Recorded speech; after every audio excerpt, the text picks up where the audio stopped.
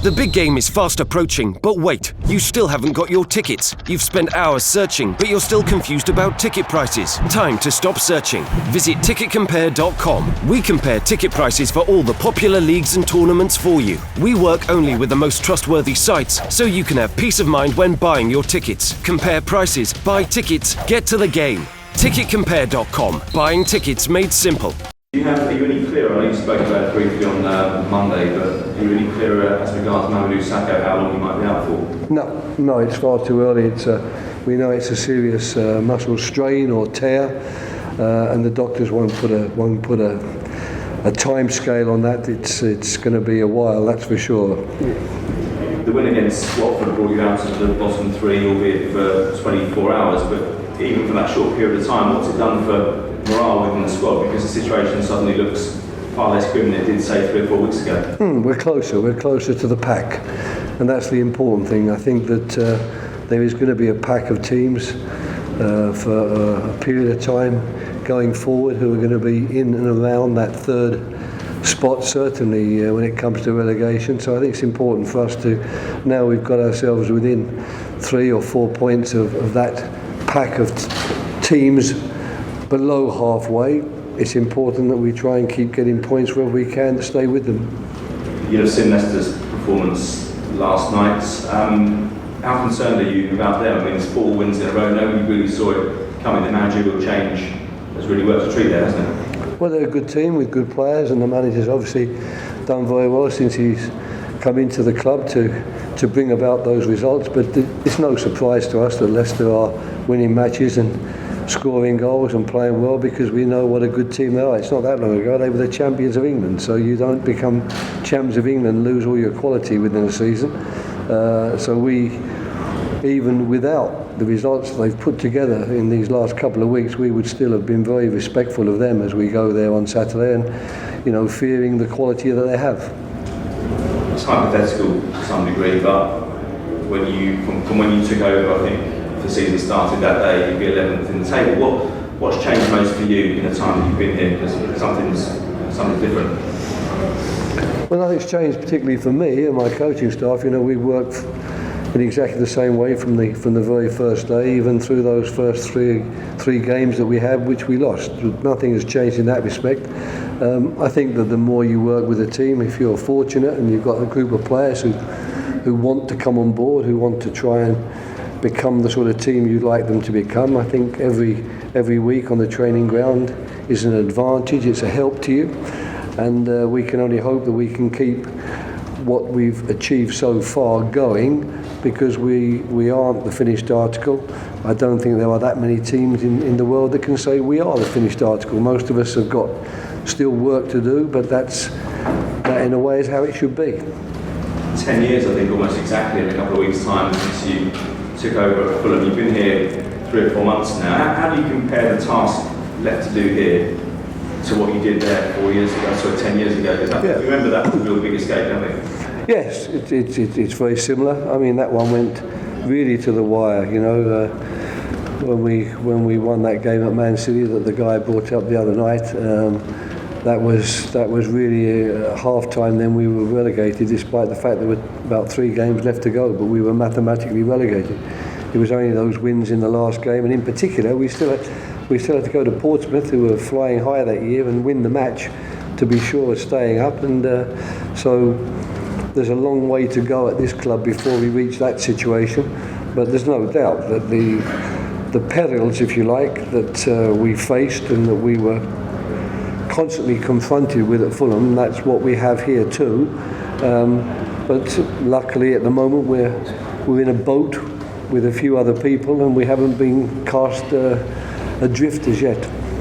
Before you took over, you obviously looked through the names in the squad, and I think it's probably fair to say that Christian Benteke is someone you expected a few goals from. Are you concerned by his form? 12 games, 10 starts, 2 from the bench. I mean, I can't think of a time in his career where he's gone through such a lean spell.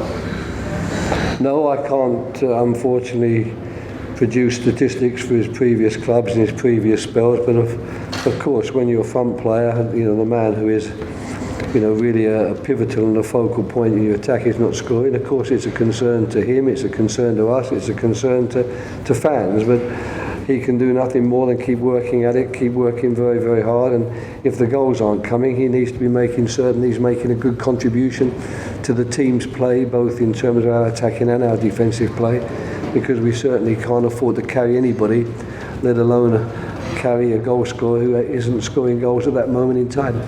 Is it something you've had to speak to him about, or is it a question? No, you don't. Well, you talk to him about his game, and you talk to him about his positional play, and you talk to him about all the things that you want your front players to do, but you don't bring him into your office every day and remind him, because I know you'll say, well, we have to do it. It's our job in the mass media to keep reminding people of all their failings and all their weaknesses, but I work with people and try and, as best as possible, get them to disguise their failings and disguise their weaknesses. So I don't think I'd be gaining a great deal by reminding him of the bad news every day. We try to, if anything, put a positive spin on everything. Has Bakary Sako, though, given you anything to think about Yes. in terms of a starting place? I mean, he hasn't let down coming off the bench. No, absolutely not. He's got a good goal the other night because he followed the ball in.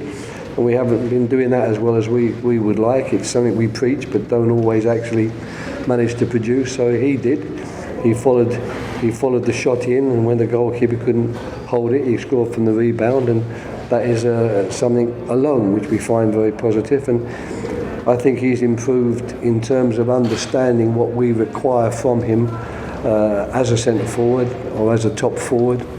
He's one of the players who's improved the most, I think, during the last couple of months. So he gets closer and closer and puts the front players under more and more pressure, and I'm certainly not afraid to use him, as I wasn't the other night, because it didn't surprise me that he came on and scored a goal. I know he can score a goal.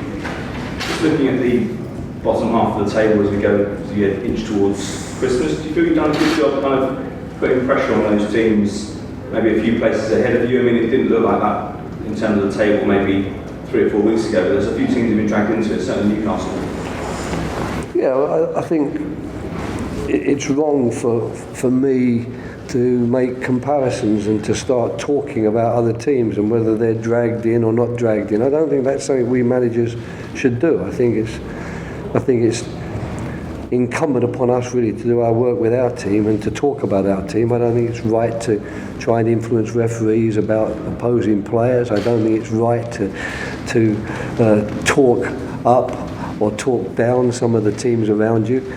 Every one of us, I think, in the position I find myself in here answering your questions, we have enough pressure on us, we have enough responsibility without trying to in some way disguise what we should be doing by talking about other people.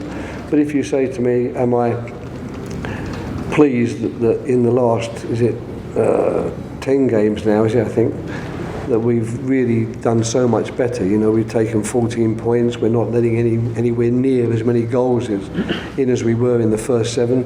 We're certainly scoring goals, which we weren't doing at all in the first 7, and the table does look better, but it still looks bad because any of us who are in the bottom 3, we don't like looking at the table really.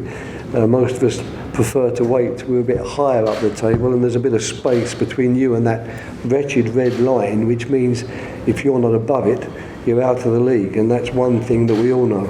There's not a club in this league, there's not a group of fans in this league, there's not a manager in this league who does not fear or who does not even cringe at the prospect that next season we won't be in this league, because this is the league we want to be in. This is the big league.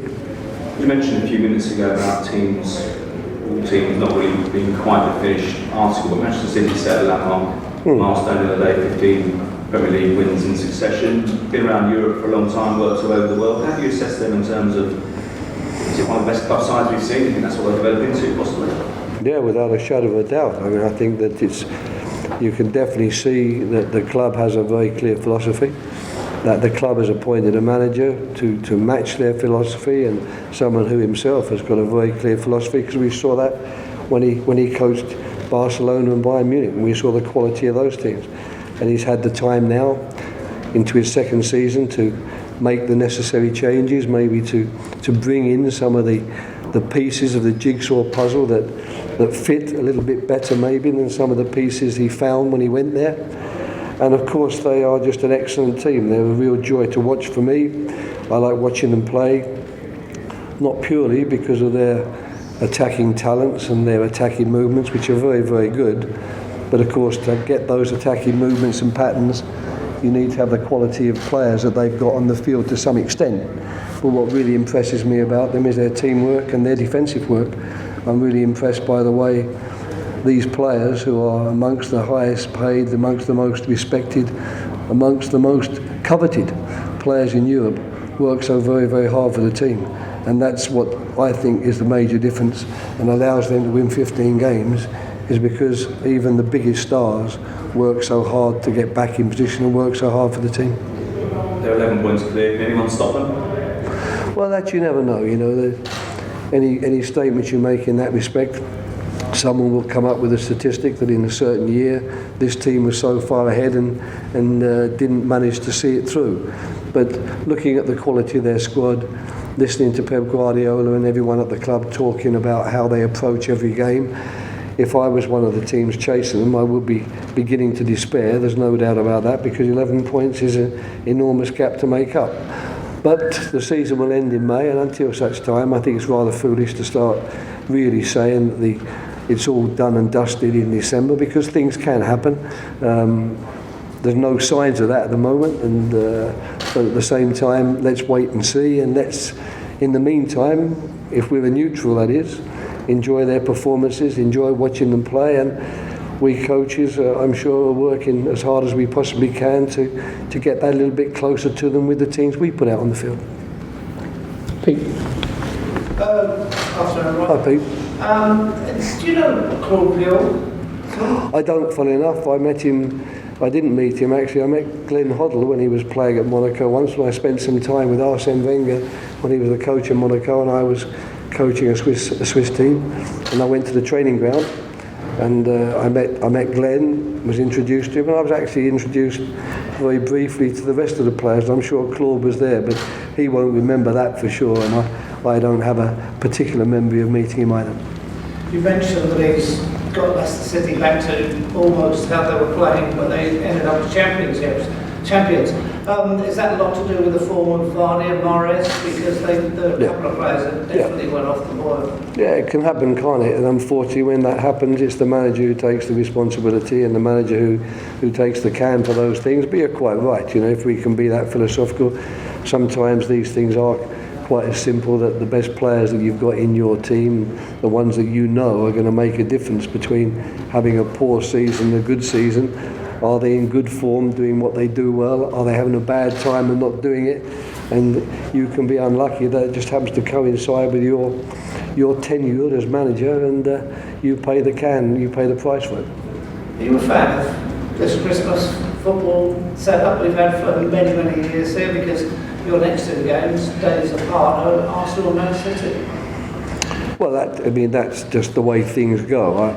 I think it's unfortunate if you're one of the teams that gets moved for television and you only get 1 day's rest.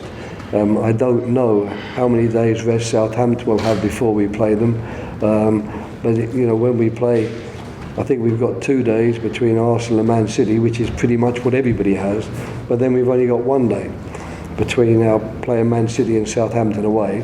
I find that harsh, but on the other hand, I understand too that the television do play a big part in our lives in the Premier League. They do provide us with a lot of money, so we do have to do these things. But if you're asking me, are you happy that you're playing 2 very, very important matches, Man City at home and Southampton away, with 1 day in between, then of course I can't sit here and lie and say, yeah, that's perfectly fine, because we'll find that very hard. We find it hard with 2 days or 3 days in between matches. We're going to find it even harder with 1 day, in particular because our squad's not very big. We don't have a very big squad. I know that in the programme you see lots of names, but if you really talk about the Premier League squad, i.e. people who are capable of playing Premier League football and we can trust to do it, the squad's very small. In particular now we've got injuries.